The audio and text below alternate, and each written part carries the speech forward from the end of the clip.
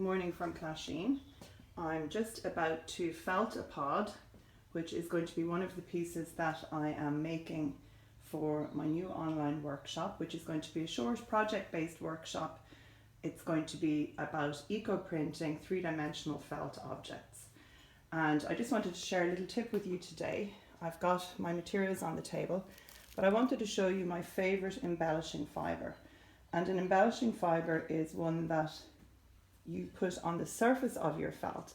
And the reason this particular fibre, which is called Firestar, is one of my favorites when I'm going to eco-print felt is it absorbs the colour absolutely wonderfully from the dye pot, the natural dye. Ironically, it's nylon, it's not a natural fibre, it's the only artificial fibre I use, but it takes the colour absolutely superbly. It doesn't end up shiny, but it ends up with a very, very subtle shimmer on top of my eco-printing.